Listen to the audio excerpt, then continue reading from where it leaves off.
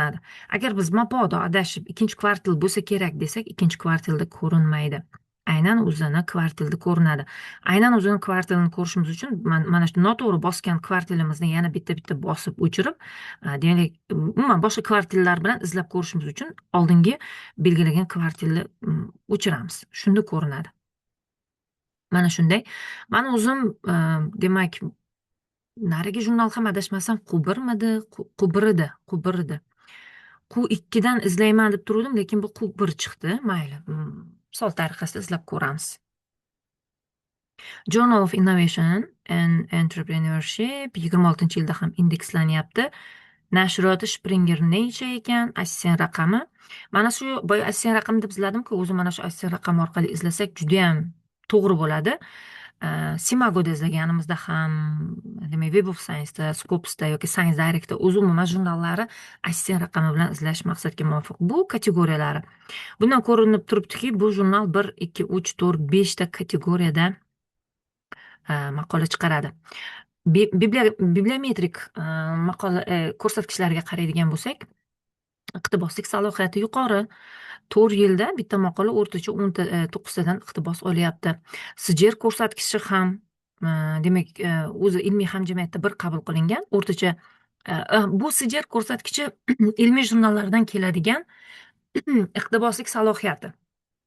Va bu boshqa jurnallarga qaraganda 5-6 yoki o'zi umuman 6% ga yuqori ekan. Mana bu o'zi bir raqami qabul qilingan. SNI bu subject, ya'ni mavzu bo'yicha, mavzudan mavzuga keladigan iqtiboslarni hisobga oladi. Bu bo'yicha ham oldingi seminarlarimda ko'p aytganman. Bunga ham bir qabul qilingan. Bu hozir bu jurnal o'z kategoriyasidagi jurnallarga qaraganda, mana shu Scopus ma'lumotlar bazasidagi o'z kategoriyasidagi jurnallarga qaraganda 122% ga yuqori ekan iqtiboslik salohiyati. Demak, jurnal sifat mezonlariga qat'iy rioya qiladi.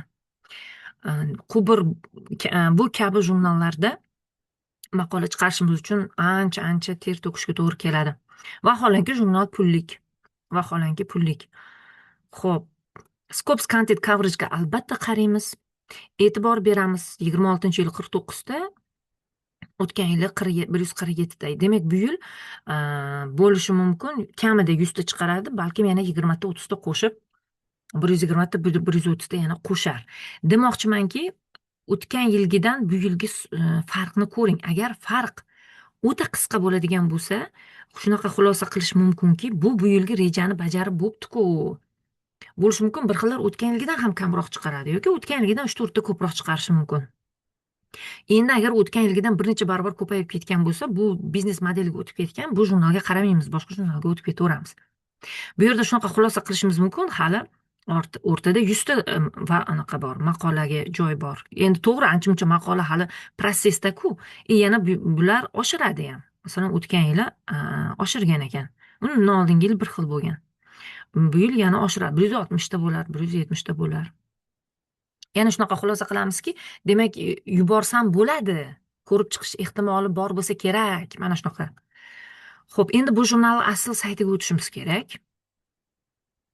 Menda masofadan do'sti borligi uchun asl saytiga o'ta olaman, View at Publisher orqali. Xo'p, sizda agar Scopusga do'sti bo'lmasa, Simago sizga yordam beradi.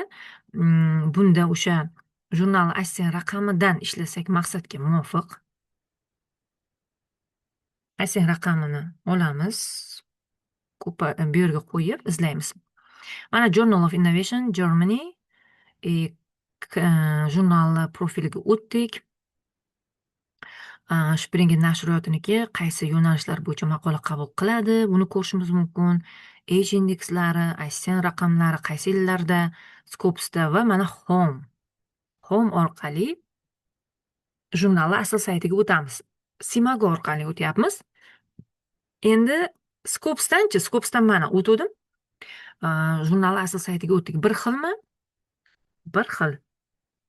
Shunday qilib, agar Scopusga dostupingiz bo'lmasa, Sourcesda ishlaymiz. Faqat o'sha mana bu joygacha ko'rib kela olasiz. Mana bu joylar ham ko'rinadi, faqat mana bunaqa bosilmaydi. dostуp bo'lsa bosib o'tishingiz mumkin bu yoqqa. Jurnal asl saytiga o'tamiz. Biz endi demak bir nechta policy, ya'ni siyosatlarni, ichki siyosatlarni ko'rib chiqishimiz kerak. Maqolaga mosmi, yo'qmi? Birinchi navbatda jurnalning maqsadi, qamrovi, aim and scope, undan keyin about journal, undan keyin guidelines qisqa ko'ramiz va eng muhimi shu jurnalda chop etilgan maqolalarni taytllariga e'tibor berishimiz kerak. Rostdan ham bizni maqolamiz kabi taytlar chop etilganmi? Scopesda yaxshi ko'rinadi bu. Masalan, bu 49 da 26-yilniki. 100 tani belgilab olamizda, shu yerdan taytlarni ko'rib chiqishimiz qulayroq bo'ladi. Taytldan taxminan bilsa bo'ladi, bu survey dataga asoslangan tadqiqotmi yo'qmi? Yozilgan ham bo'lishi mumkin mana bunaqa. A survey based study on consumer perceptions. Ko'rdingizmi? Consumer perceptions, iste'molchini fikri bo'yicha ishlashyapti. Xo'p, bundachi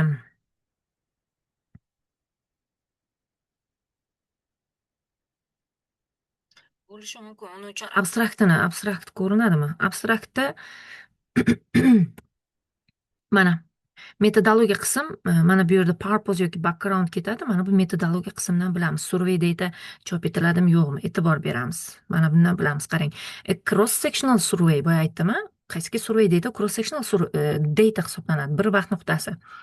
304 entrepreneurs from high income and lower middle income countries employed va hokazo. Survey data qabul qilinadi, faqat men hozir xavotirim tadbirkorlar ishtirok etyapti bunda.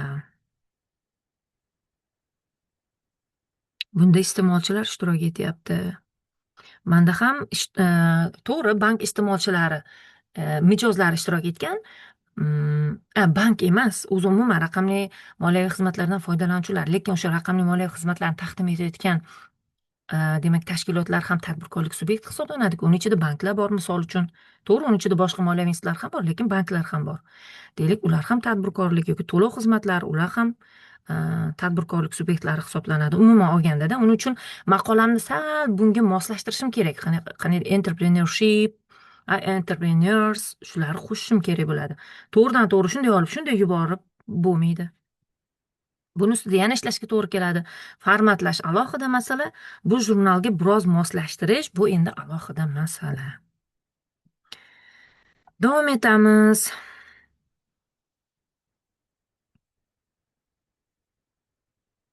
Mana bu taytldan taxminiy bilsa bo'ladi, survey bo'lishi mumkinmikan deb. Mana case study ekan. Case study. Network capability, strategic ko'raylik. Yo'q, bu yoqqa o'tib ketdim. Abstract.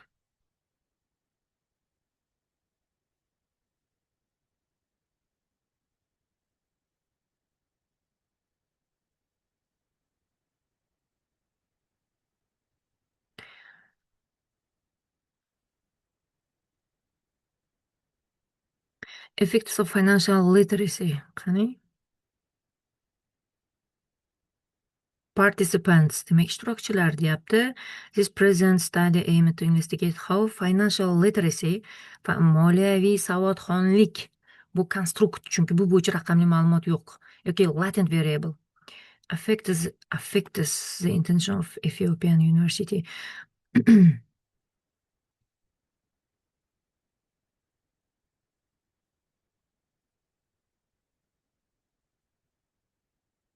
Questionnaire, demak survey ekan bu ham.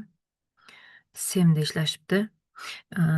Yana mayli, bir ikkita ko'ramiz. Ya'ni o'zimizga ishonchimiz bo'lishi kerak. Bu jurnal survey dizayn asosida tadqiqot bo'lgan maqolani chop etadigan.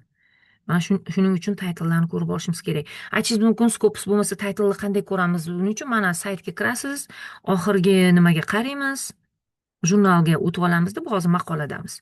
O'tamizda articlesga o'tamizda, mana articlesni bosaylikda yoki mana volume and issue'ga o'tasiz. Jildlar va sonlar. Har birini ko'rib chiqing mana. Volume 1, volume issue 1, issue 2, issue 3. Har birini ko'rib chiqing. Ichida taytllari bor buni. Mana taytlar, mana taytl maqolaning taytllari.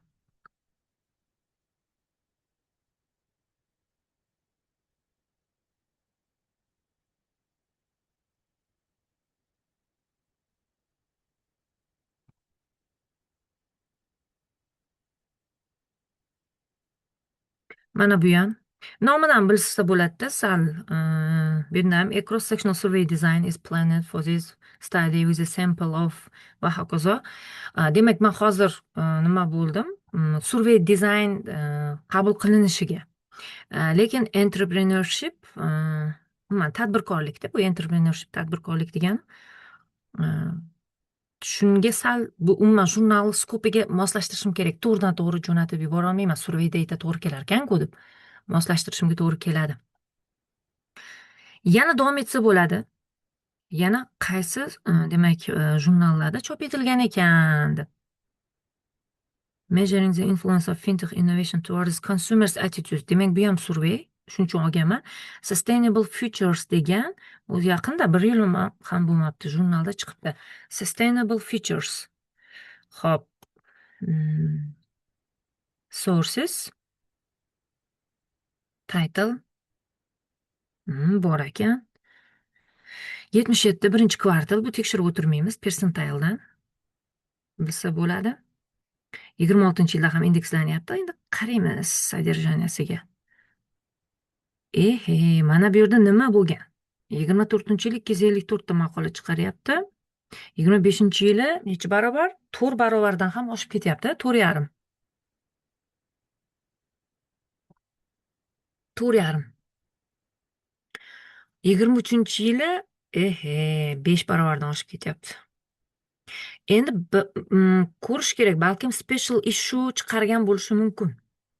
Maxsus son konferensiya, balkim bo'lishi mumkin konferensiya turli xil otimi yoki akademik ilmiy hamjamiyatlar tomonidan o'tkazilgan qandaydir xalqaro konferensiyalarni to'plamlarini chiqargan bo'lishi ham mumkin, maxsus son qilib, yoki o'zi umuman doimiy sondan tashqari maxsus sonlar boshqa ko'proq chiqargan bo'lishi ham mumkin. Ko'rish kerak bo'ladi buni. Ko'rish kerak bo'ladi.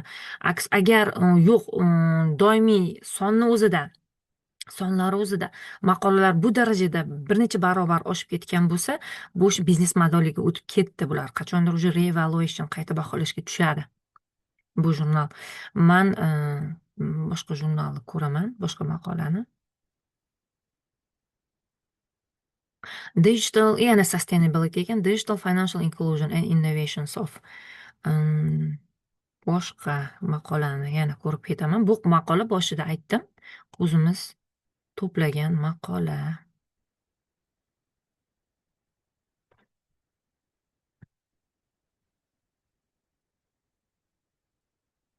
Survey, Global Business Finance Review. Aksiya raqami bo'lsa, shundan olish osonroq.